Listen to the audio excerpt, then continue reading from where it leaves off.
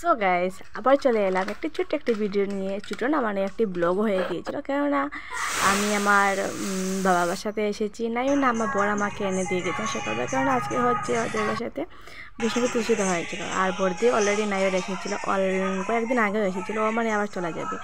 আর আমি নাইরা ছিল, আমি কয়েকদিন পরে আসবো, তার জন্যই আর কি। যাই হোক, এদিকে তো হচ্ছে বিষ্ণুকে তুলসী দেওয়া, তার জন্য এদিকে সব কিছু কাজগুলো বর্দিও মানে বর্দি এসেছি ওঠার জন্য আর কি। ও মানে মা বর্দি দেবী সবাই মিলে মানে এইসব কাজগুলো সেরে নিচ্ছিল। এদিকে আমি এসে দেখছিলাম অলরেডি তারা কাজগুলো অলরেডি কমপ্লিট হয়ে গিয়েছিলো। আর আমি ওনাকে একটু ভিডিও করে নিয়েছিলাম। আগে বলছিলাম যে আমি অল্প ভিডিও করবো, মা বলছিলাম যে হ্যাঁ কর। আর বাট আমি স্নান টান করে খাওয়া দাওয়া করে এসেছিলাম, তার জন্য আমি আমার ঠাকুর একটু ঢুকিয়ে নিই। আচ্ছা যাই হোক, পরে ঢুকিয়েছিলাম ঠাকুর মানে কমপ্লিট করার পরেই। যাই হোক, এদিকে তো আমার মায়ের দিকে নারকেলটা কুড়োচ্ছিলেন ঠাকুরকে দেওয়ার জন্য, আটার মধ্যে দেওয়ার জন্য আর কি। আর এইদিকে চললাম আমি একটা জিনিস দেখার জন্য, বেড দেখাচ্ছি কি। আর এদিকে যেতে না যেতেই ভাই বললো যে এদিকে যাস না, এদিকে অনেক জিনিস রয়েছে। আমি যে বললাম কি, এসে দেখলাম যে নতুন গ্যাস বার করা হয়েছে, কারণ এটার মধ্যে হচ্ছে আজকে রান্না হবে, মানে ঠাকুরের জন্য ভোগ রান্না হবে। আর এটার মধ্যে নতুন গ্যাস আর কি আমার মা নতুন কিনেছিলেন, ঠাকুরের জন্যই কিনেছিলেন। গ্যাসটা অনেক বেশি সুন্দর। গ্যাসটা ফিট মানে ঠিক করা যাবে না, তার জন্য বর্দি বলেছিল যে ও পারবে না, ও রেখে দিয়েছিল। আর লাইনে ছিল বর্দির উপর থেকে লাইন ছিল গ্যাসটা, বাট গ্যাসের অন্য কিছু কাজ ছিল, তার জন্য ও মানে গ্যাসটা মানে রেখে দিয়েছিল আর কি। গ্যাসটা আর রান্না হবে না, অন্য যদি কেউ আসে তাহলে গ্যাসটাকে ফার্স্টে মানে প্রথমে ঠিক করতে হবে, লাইন টেন ঠিক করতে হবে, তারপরে মানে গ্যাসটা আর কি কাজ হবে। যাই হোক, এদিকে এসে দেখুন যে মা ঘট বসানোর জন্য ফুল আঁকছে। ফল টল সব কিছু যদি কাটা শেষ হয়ে যায়, বললাম দেবীকে চল আমার সাথে দোকানে যাবো। কয়েকদিন হয়ে গেছে দোকানে যাইনি, তার জন্য দোকানে গিয়েছিলাম। কেন দোকানে হচ্ছিলো উনুনের মধ্যে রান্না হচ্ছিলো খিচুড়ি, তার জন্য খিচুড়িটা দেখার জন্য যাচ্ছিলাম।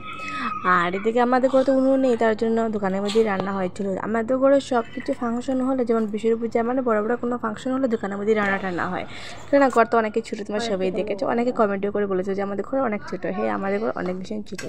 আচ্ছা যাই হোক, এদিকে এসে দেখলাম যে খিচুড়ি অলরেডি বসানো হয়ে গিয়েছিল।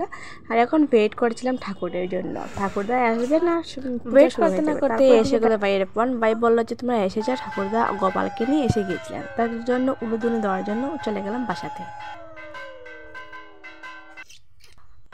এখন তো ঘরে ঢুকলেন গোপালকে নিয়ে, আর আবার আমরা উলুদুনি দিয়ে ঠাকুরকে বসিয়েছিলেন, আমরা সবাই মানে প্রণাম করেছিলাম।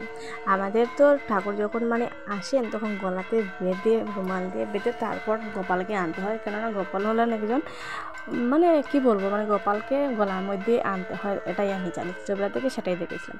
বিষ্ণু তুলসী এরকম হতে হয়। যাই হোক, এখন তো গোপালকে উনি রেখে দিয়েছিলেন, আমরা সবাই মিলে প্রণাম করে নিলাম। আর তারপর শুরু হয়ে যাবে, পুজোটা স্টার্ট হয়ে যাবে, যেহেতু কৃষ্ণকে তুলসী দিলে অনেক ভীষণ টাইমের দরকার। আচ্ছা যাই হোক, এই দিয়ে দেখতে পাচ্ছ আমার ভাই ভিডিও করেছিল, বাট মা কি বলেছিলেন ও মানে ভয় পেয়ে গিয়েছিলো। আচ্ছা যাই হোক, এদিকে মিষ্টি দেওয়ার কথা ভুলে গিয়েছিলেন, 5 রকম মিষ্টি আনা হয়েছিল। আর 5 রকম মিষ্টিটা দেওয়া মানে ভুল হয়ে গেছিলো আর কি, ভুলে হয়ে গিয়েছিলো। আর যাই হোক, এদিকে মা এখন রেডি করে দিয়েছিলেন, আর এখন ঠাকুরদার সব কথা বসে একটা কথা দেখো আমার ভাই কী করছে। ভাই বর্দির ফোন দিয়ে কীরকম জুম করার পরে ভিডিওটা করেছিল। আর বর্দির ফোনটা অনেক ভীষণ ভালো, তাই জন্য আমার অনেক ভীষণ ভালো, যেহেতু খুব সুন্দর জুম করে ও মানে ভিডিওটা করেছিল। আচ্ছা যাই হোক, এইদিকে তো ঠাকুরমশাই তো সুন্দর করে দিয়েছিলেন, মানে ঘরটা বসানো অলরেডি কমপ্লিট হয়ে গেছিলো। আর এখন পূজাটা অলরেডি স্টার্ট হয়ে গিয়েছি।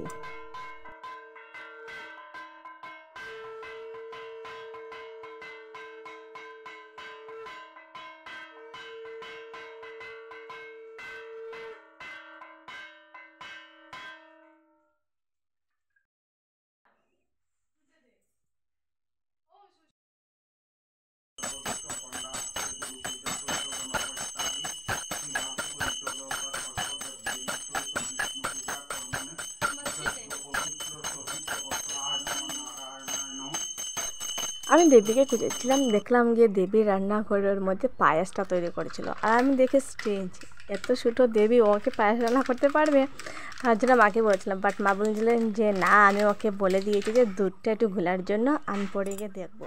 যেহেতু এটা বানানোর পরে ঠাকুর দেওয়া মানে না, ঠাকুর দেওয়া বুধে বানানো হয়ে গিয়েছিলো, মানে ওইর জন্য ভোগের জন্য আর কি। আর এইদিকে তো দেবী নাড়াচ্ছিল, দুধটা গুলেছিল। আর আমি ভাবছিলাম মানে ও মানে করেছিল, বাট না, সত্যি বলতে দেবী অনেক ছোটো তো, ও মানে কাজ করতে ভীষণ ভয় পায়, কারণ ভীষণ ছোটো ছিল। আমরা সব মানে আমি আর বর্দি মানে সব কাজ টাজ মানে সেরে নিয়েছিলাম, সবসময়ই সেরে নিতাম।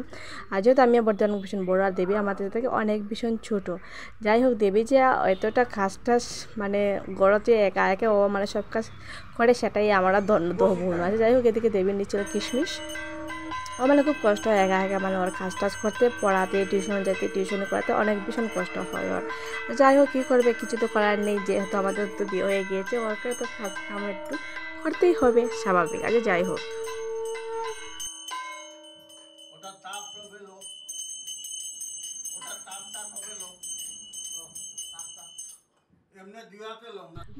এখন হচ্ছে অঞ্জলি নেওয়া। আচ্ছা যাই হোক অঞ্জলিটা নেওয়ার পর ওরা মানে সবাই মানে নিজের উপোসটা ভাঙছিল তুলসী পাতা খেয়ে।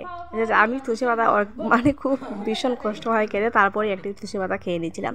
আর এখন মা বলেছিলেন যে ঠাকুরের মানে ঠাকুরদাকে প্রসাদ দেওয়ার জন্য, তার জন্য আমি ভাবলাম একটু আমি ঠাকুরদার জন্য প্রসাদটা ভেঙে নিই।